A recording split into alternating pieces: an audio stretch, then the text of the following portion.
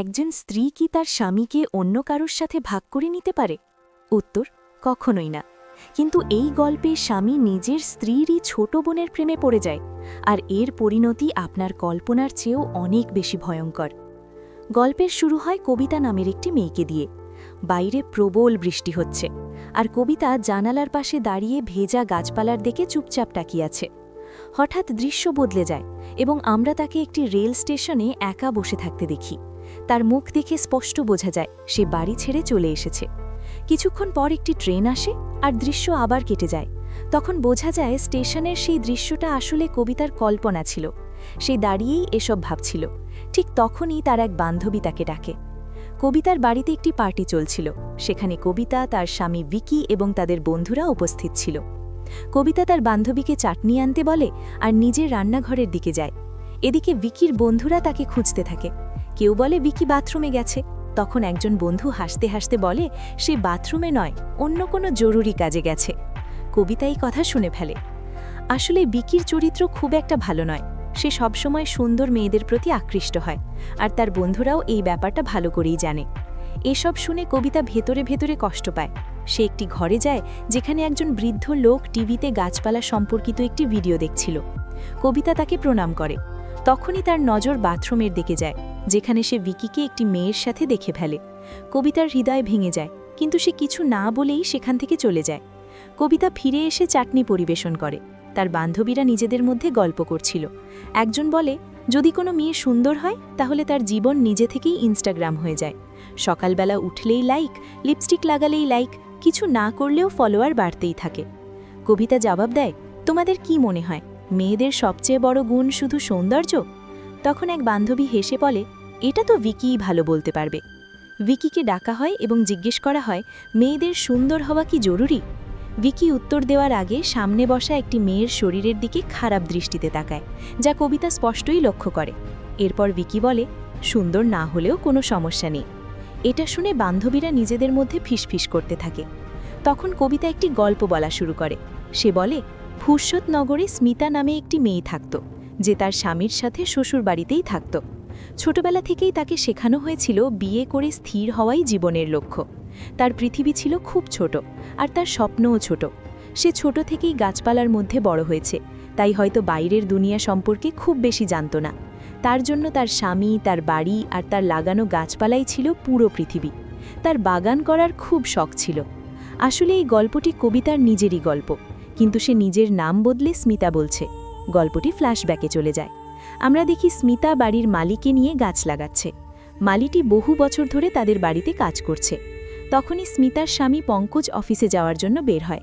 স্মিতা দৌড়ে গিয়ে তাকে টিফিন দেয়, আর পঙ্কজ অফিসে চলে যায়। স্মিতা তার স্বামীর সাথে ফুরসতনগরেই থাকে। তার বাবা নেই।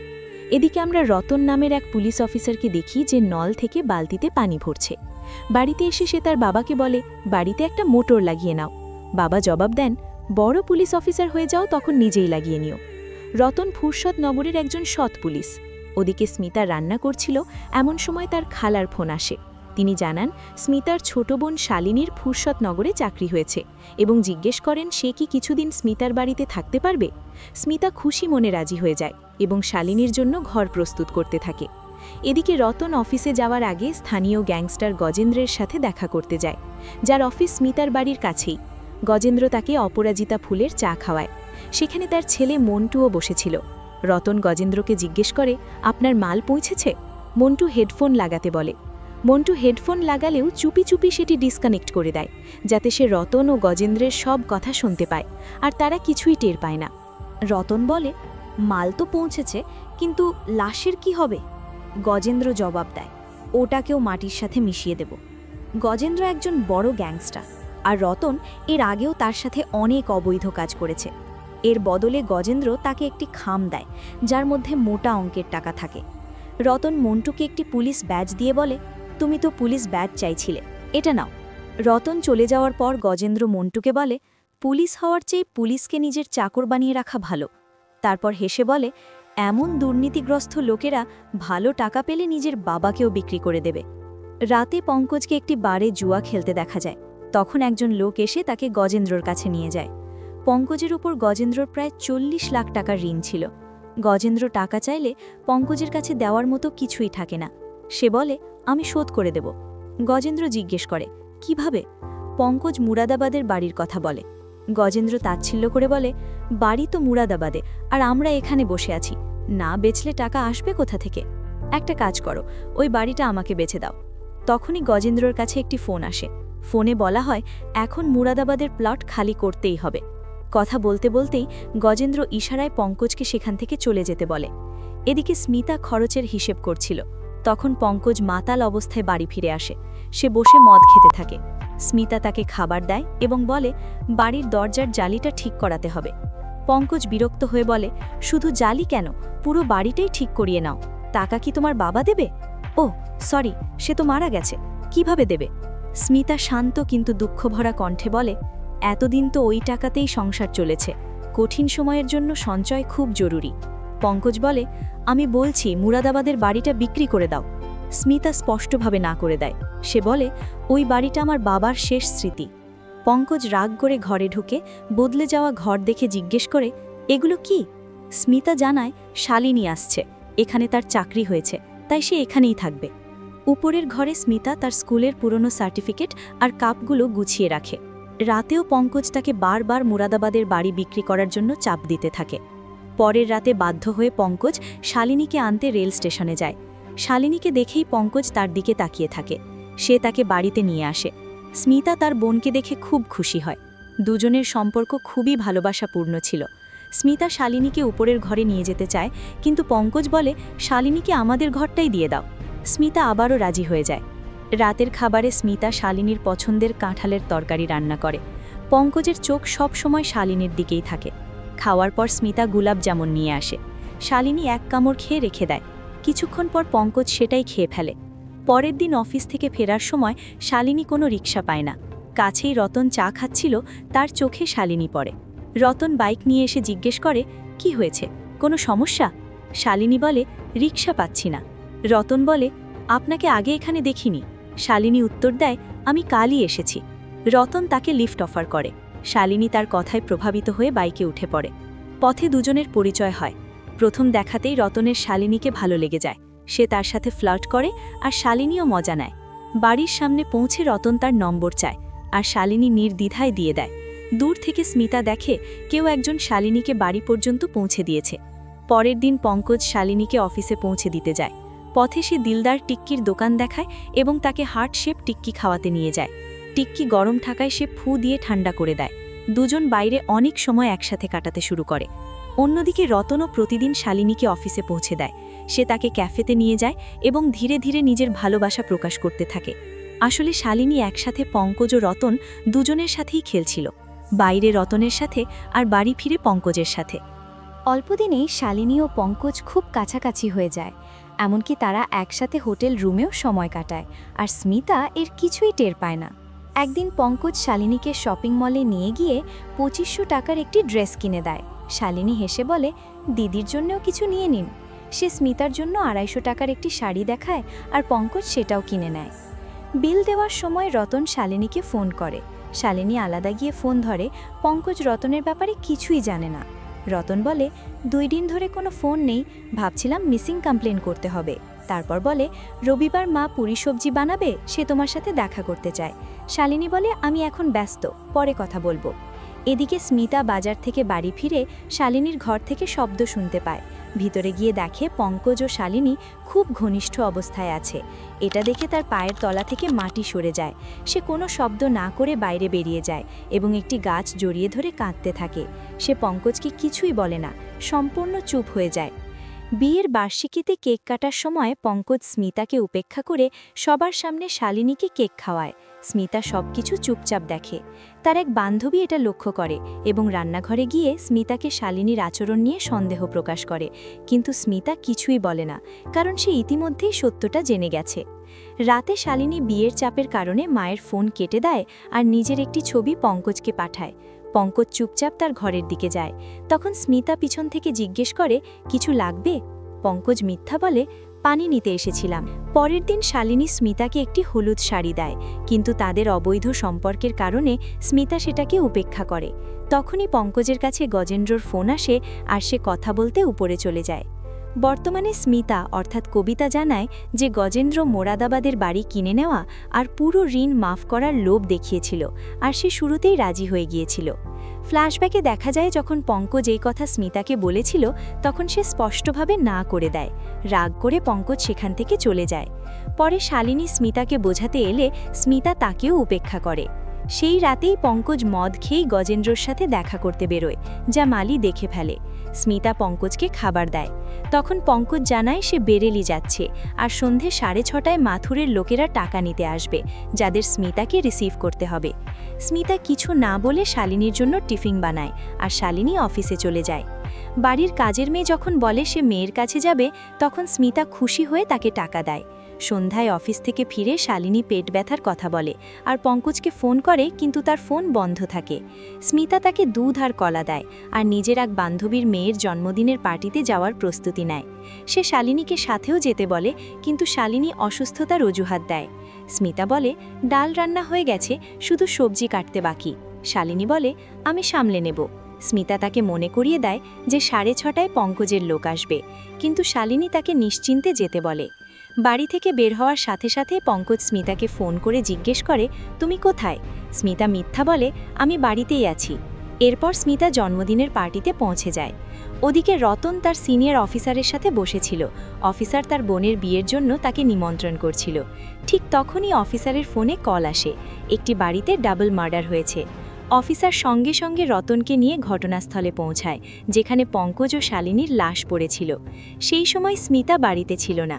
সবচেয়ে বড় প্রশ্ন ছিল বাড়ির ভিতরে ঢুকে তাদের কে হত্যা করল। পুলিশ লাশগুলো পোস্টমর্টেমের জন্য পাঠায় এবং পুরো বাড়ি তল্লাশি করে। প্রাথমিক তদন্তে ঘটনাটি চুরির মতা মনে হয়।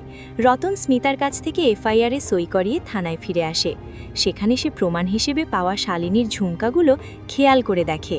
সিনিয়র অফিসার জিজ্ঞেস করে সে কি মেয়েটিকে চিনত। রতন বলে চেনা শুরুই করছিলাম, তার আগেই কেউ শেষ করে দিল। অফিসার কেসের দায়িত্ব রতনের হাতে দিয়ে ছুটিতে চলে যায়। রতন নিজের মতো করে তদন্ত শুরু করে। প্রথমে সে গজেন্দ্রর কাছে যায় এবং গীতা কলোনির ডাবল মার্ডারের কথা তোলে। গজেন্দ্র জিজ্ঞেস করে এসব আমাকে কেন বলছো। রতন বলে পঙ্কজের উপর তোমার 27 লাখ টাকা ধার ছিল, আর উপর থেকে সিনিয়রের চাপও আছে, তাই সন্দেহ তোমার দিকেও যেতে পারে।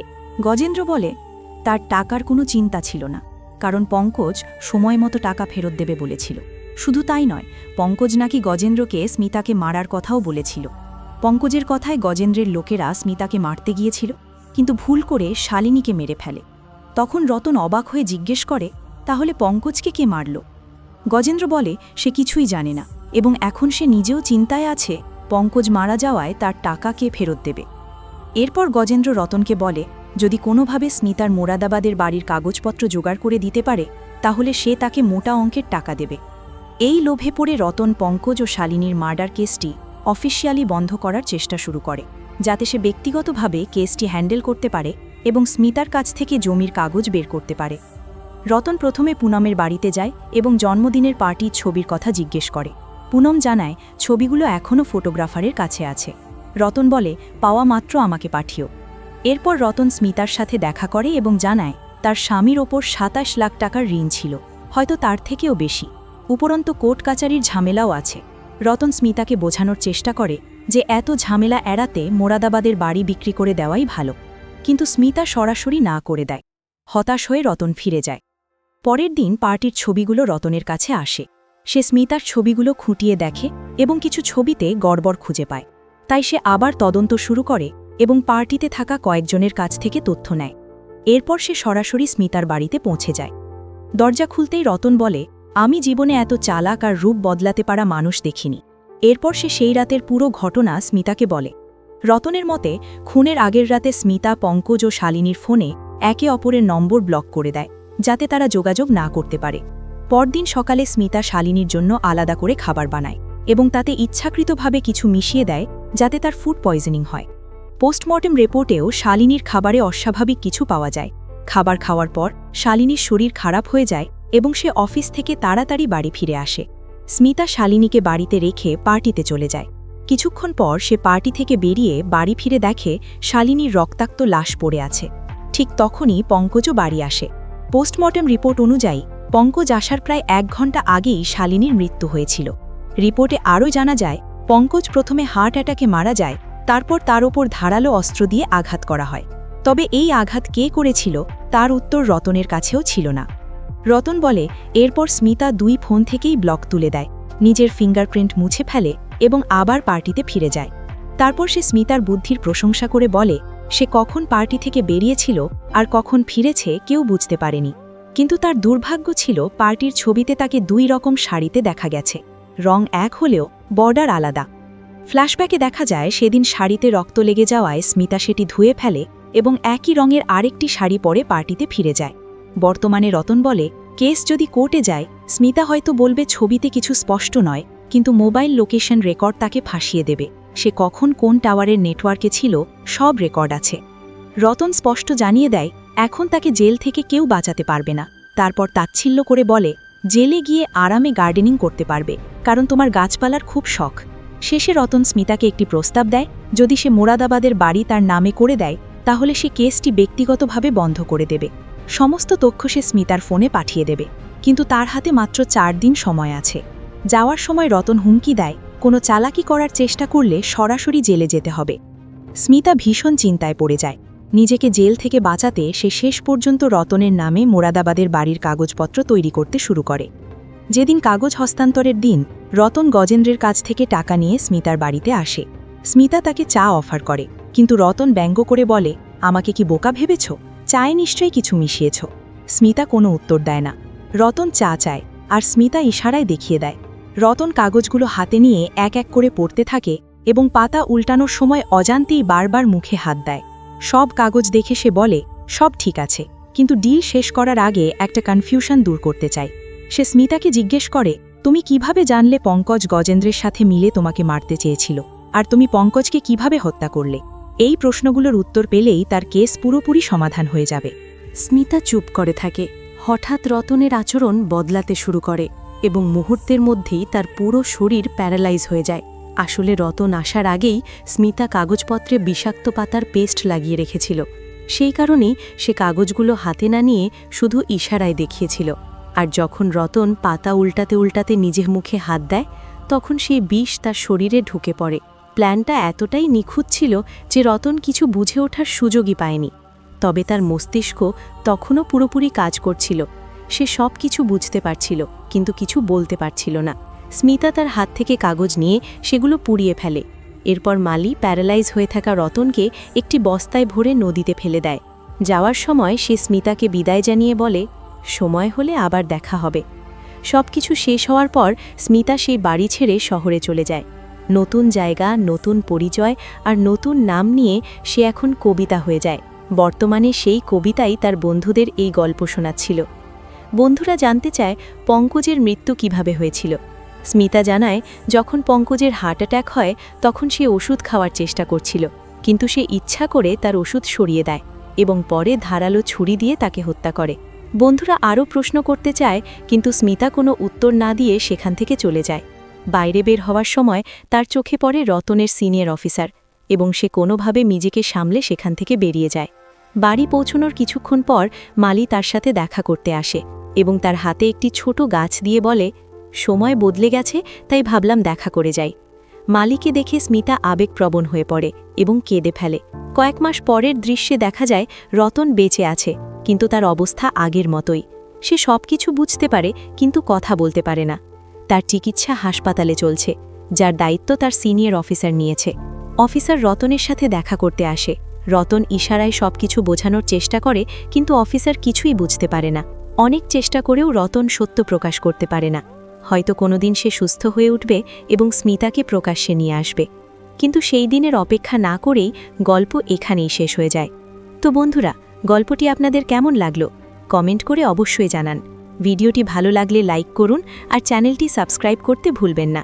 খুব শিগগিরই আরেকটি নতুন গল্প নিয়ে হাজির হব।